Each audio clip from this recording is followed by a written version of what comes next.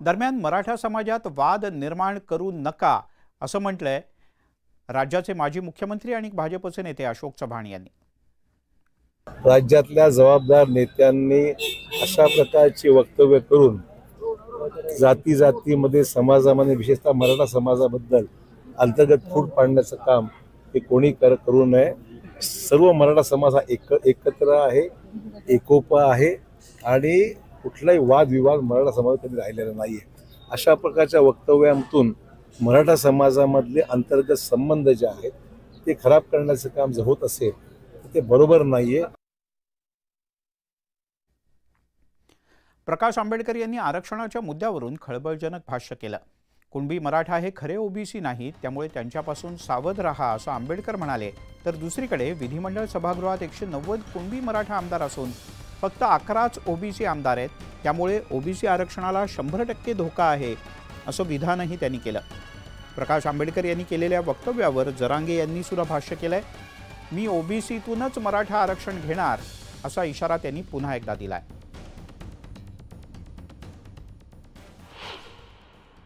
एकशे 90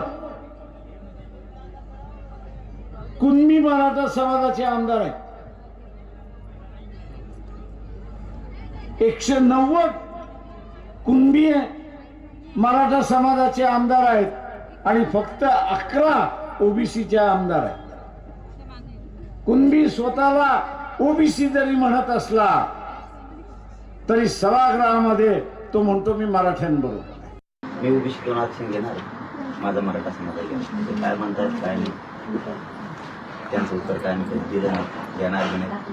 त्यांनाही आम्ही प्रत्येक वेळेस त्यांचा आदर करतो, समाजाने केला समाजही त्यांचा आदर करतो। मराठा समाज सर्वसामान्याच्या मराठीच्या मनातही ती गोष्ट येते, परंतु आता ते नवीन काय करायला लागले काहीच कळलं नाही आम्हाला। वळूयात पुढच्या काही बातम्यांकडे। निलंबित पोलीस अधिकारी सचिन वाझेनं गृहमंत्री देवेंद्र फडणवीस यांना एक पत्र लिहिलं। यात माजी गृहमंत्री अनिल देशमुख यांचे पीए हे पैसे वसूल करत होते असा आरोप केलाय। वाझेचे हे आरोप म्हणजे गृहमंत्री फडणवीस यांची चाल असल्याचा दावा माजी गृहमंत्री देशमुख यांनी केलाय। जेलमधील आरोपींचा वापर फडणवीस यांनी करावा हे दुर्दैवी असल्याचंही त्यांनी म्हटलंय आणि फडणवीस यांच्यावर हल्ला चढवलाय। अनिल देशमुख यांनी चांदीवाल आयोगाचा अहवाल समोर आणावा अशी मागणी केली आहे। तर देशमुख कपोलकल्पित बोलत असून उच्च न्यायालयाच्या सांगण्यावरूनच त्यांच्यावर कारवाई करण्यात आल्याचं देवेंद्र फडणवीस म्हणाले।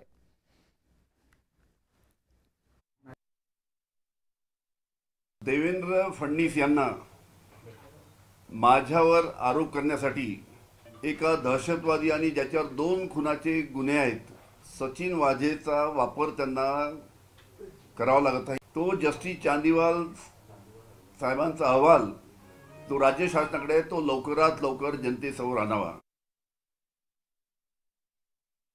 चांदीवाल अहवाल हा महाविकास आघाडीच्या काळामध्ये सबमिट झाला होता।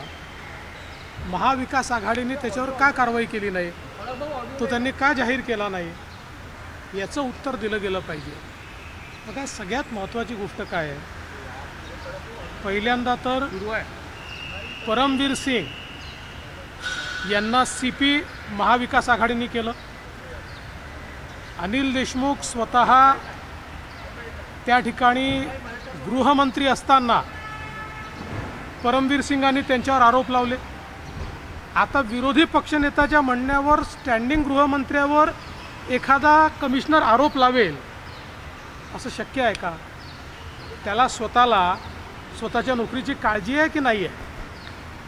त्यामुळे मला असं वाटतं की अशा प्रकारचे कपोलकल्पित ज्या गोष्टी ते बोलून राहिले आहेत याच्यामध्ये काही अर्थ नाही आहे।